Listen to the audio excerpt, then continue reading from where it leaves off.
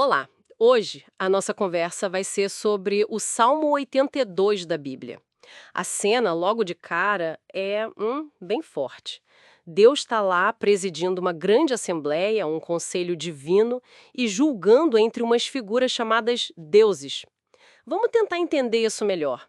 A tensão já começa ali, né? Deus chega com uma acusação bem direta. Até quando vocês vão defender os injustos e mostrar parcialidade para os ímpios? É pesado. Sem dúvida. Essa abertura já monta um cenário bem dramático. E o ponto que chama atenção, claro, é quem são esses deuses. Olha, a interpretação mais aceita e que faz sentido no contexto é que não são outros deuses, tipo no sentido politeísta. Na verdade, se refere mais a juízes, governantes, figuras humanas com autoridade, sabe? Gente que recebeu essa responsabilidade quase divina de fazer justiça aqui na Terra. Só que eles estão, assim, falhando feio nessa missão. Entendi. Então a autoridade deles viria de Deus, mas o julgamento também, né?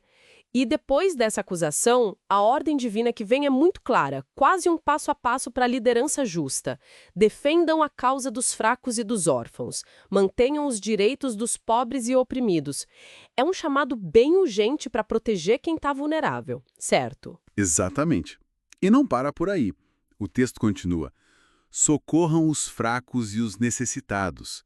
Tirem eles das mãos dos ímpios. Quer dizer, é um mandato para agir mesmo, para intervir, para resgatar quem está sofrendo com a injustiça. Não é só julgar certo, é defender ativamente. Só que o Salmo também descreve uma falha bem profunda desses líderes. Diz assim: eles nada sabem, nada entendem. Ficam andando nas trevas.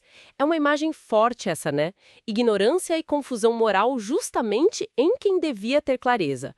Que tipo de consequência isso traz? Olha, as consequências são enormes, segundo o próprio Salmo. Se a gente conecta essa ignorância e essa injustiça com o quadro geral, o texto diz algo bem impactante. Todos os alicerces da terra são abalados. Para entender isso, a gente tem que pensar na visão de mundo da época, né?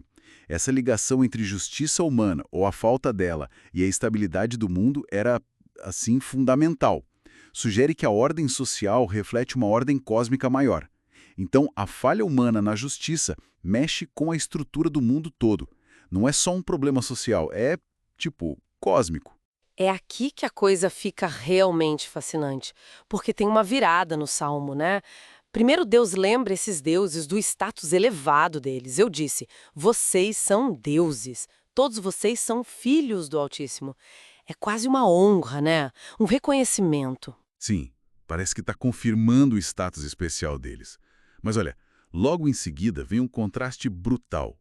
Uma sentença que derruba qualquer ideia de que eles não teriam consequências. A frase seguinte é um golpe.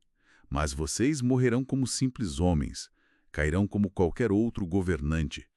Nossa, que reviravolta! Receberam um título quase divino, mas por causa da injustiça são reduzidos à mortalidade comum, à queda. Fica claro que a autoridade não é absoluta, é condicional. Precisamente. Isso reforça demais o tema da responsabilidade, da prestação de contas. Mesmo quem está lá no topo do poder não escapa do julgamento divino, nem da própria condição humana. A autoridade, por essa ótica, está ligada diretamente à obrigação de fazer justiça. Falhar nisso não é só perder o favor de Deus, é enfrentar a consequência da própria mortalidade. Então, juntando tudo isso, qual a mensagem principal que a gente tira do Salmo 82? Parece um recado muito forte pela justiça social, né?